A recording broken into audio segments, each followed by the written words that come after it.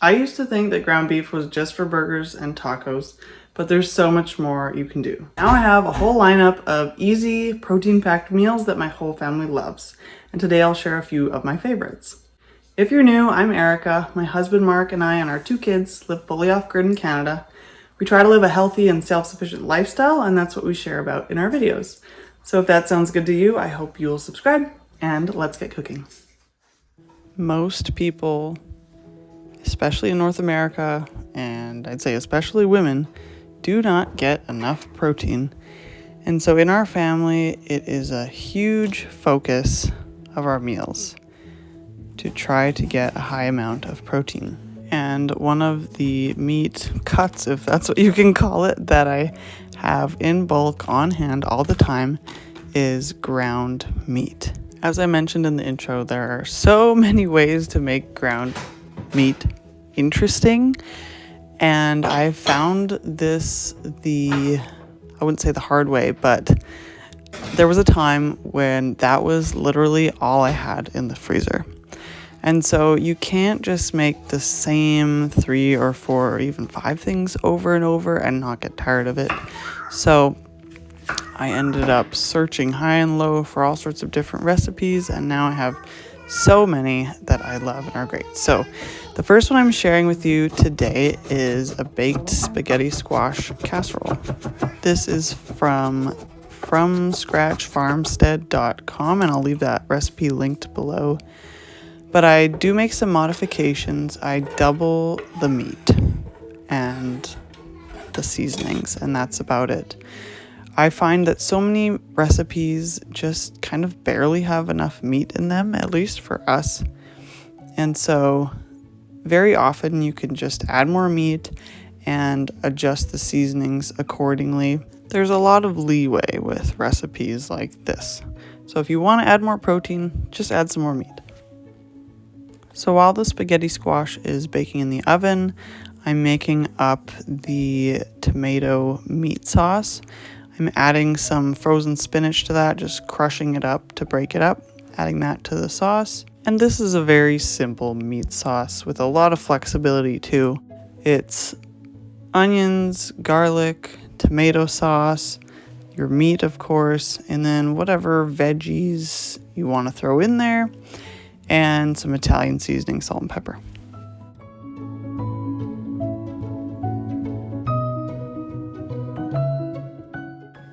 Now that the spaghetti squash is cooked, I'm using 2 forks just to remove all of the squash from the peel. And because I'm doubling the meat in the recipe, I'm going to be using 2 9x13s instead of just 1.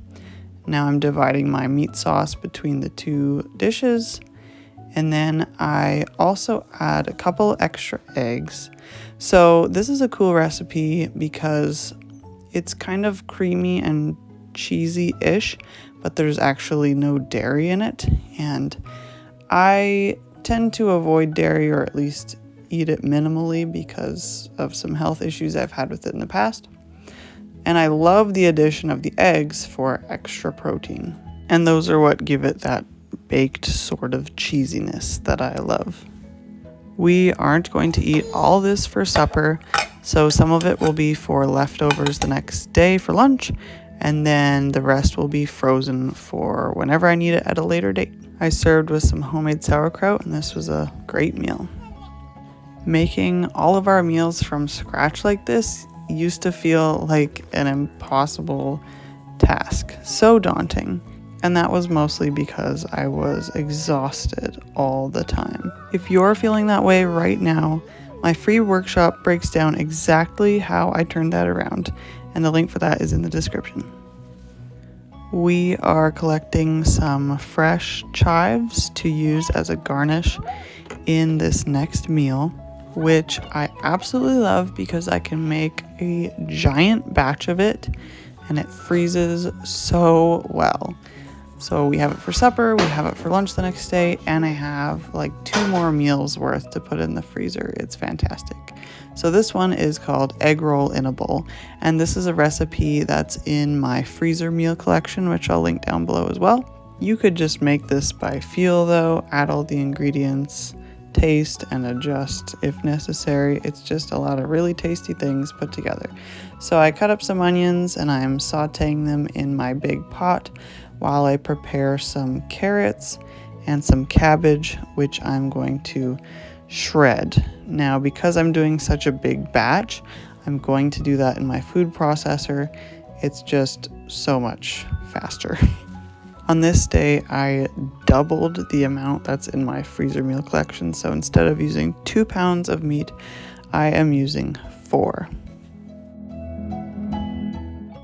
While the onions continue to soften, I'm starting to make my sauce or flavor mixture. And that is just some coconut aminos or soy sauce, some shredded ginger root, sesame oil, garlic cloves, red pepper flakes. So you mix all that together and then wait until the meat is cooked. So now I'm adding the meat to the pot. I'm going to brown that up with the onions. I season it generously with salt and pepper, but I can always add more of that later. And while that's cooking, now I am running my prepped carrots and cabbage wedges through the food processor. So they are ready to add when the beef is cooked. I should mention as well that this is not actually ground beef. This is a homemade ground meat mixture. It's got pork, it's got venison, it's got elk heart, and chicken livers in it. So this is a unique mix. But I have made all of these recipes with plain ground beef, with plain ground pork, with plain ground deer, and many other kinds of ground meat. So whatever you have, don't worry, just use it. Now that the meat is browned, I am adding my shredded carrots and cabbage and the sauce mixture and mixing it all, letting it cook for a couple of minutes just to let that ginger and garlic flavor mellow a bit and to meld all the flavors together. And of course, to soften a little bit the cabbage and carrots. I have filled my pot to the max with this, so stirring it up was a little bit tricky, but we got there, and it's worth it to have those extra meals in the freezer.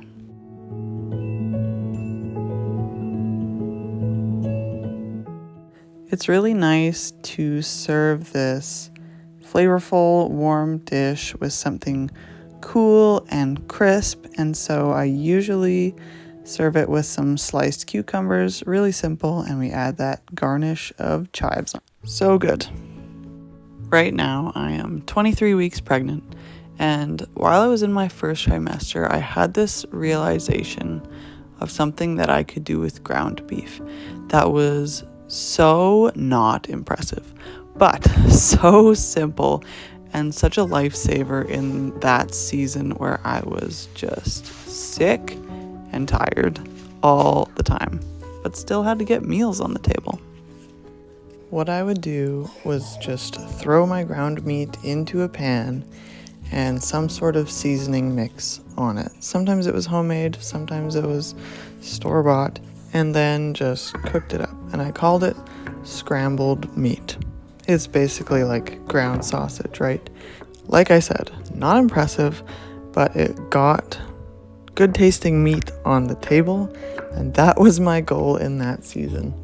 And so from then on, I've realized that if I'm feeling better than that, I can take it a step further and actually form them into patties and just cook up the sausages either in a skillet or in the oven. And that meat can be served with so many different sides.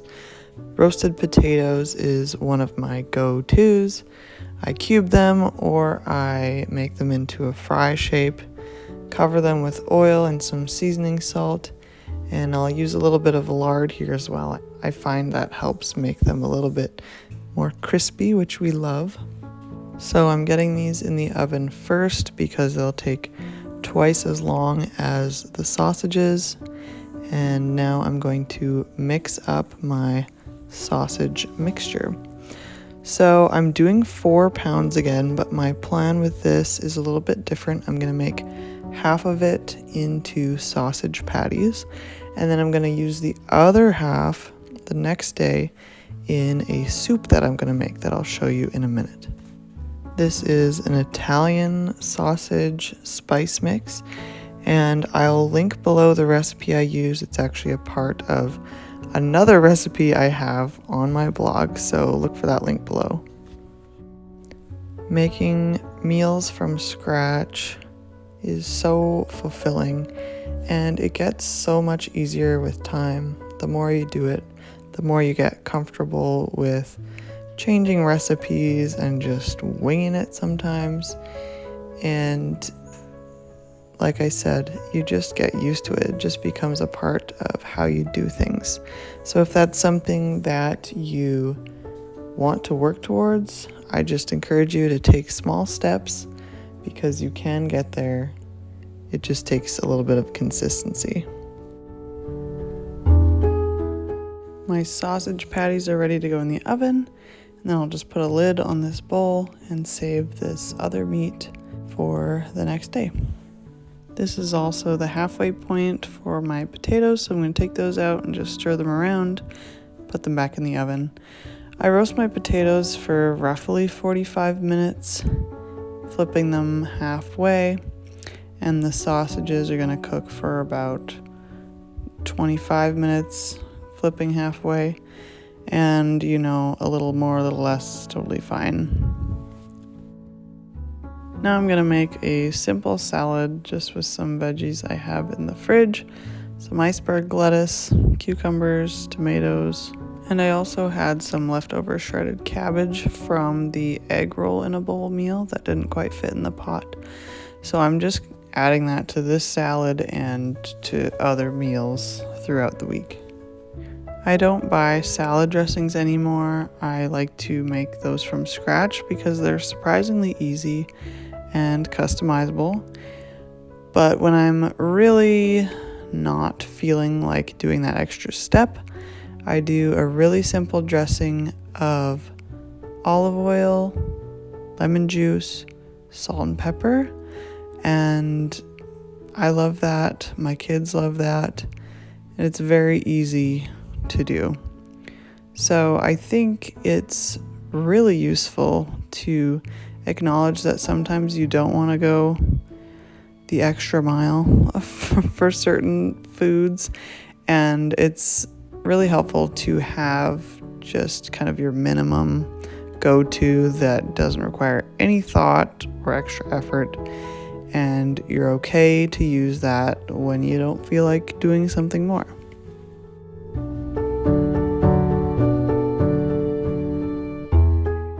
Fresh lemon juice would be ideal, but I use bottled because I need convenience too in some areas. I don't make absolutely everything, every ingredient from scratch.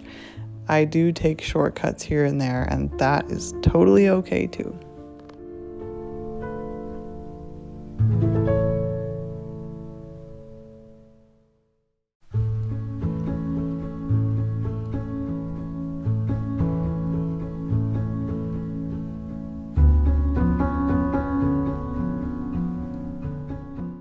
Soups are something that I am totally okay with winging now. I truly believe you don't need a recipe to make a soup. You just need a couple key components and you can make a great soup. I always start with dicing up an onion and getting that softening. And then I'll add my protein, whatever kind of meat I choose to do. And this day I'm using that leftover Italian sausage from the day before. Soup is really a great way to use up whatever leftover meat you have, whether it's from a roasted chicken or even steak or some pork chops. You can just dice it up, throw it in a soup, and make a whole meal out of it.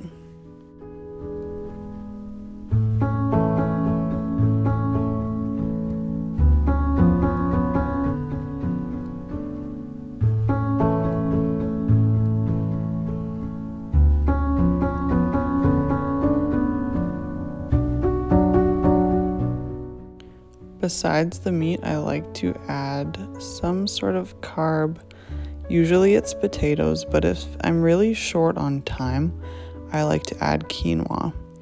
Quinoa adds some extra protein to the soup, and it doesn't require prep like potatoes do. So what I do is I rinse the quinoa for a minute or two, and then I saute it for a minute before I add the broth, and that just helps to take some of the bitterness away. Then I'll add some homemade bone broth that I took out of the freezer earlier in the day. I like to make a big batch and then save it in 3 or 4 cup portions for situations like this. Then I add just whatever veggie I have on hand or that makes sense. Today I chose to do frozen peas and then also just a sprinkle of dried stinging nettle that I harvested and preserved last year. Nettle is full of minerals, so I try to just add a little bit to every soup or casserole that we have if I remember to, which I don't always. But it's just a nice way to add nutrients without changing the flavor at all. Thanks so much for watching this video. I hope it inspired you with some new ways to use ground beef, and we'll see you in the next video. Bye.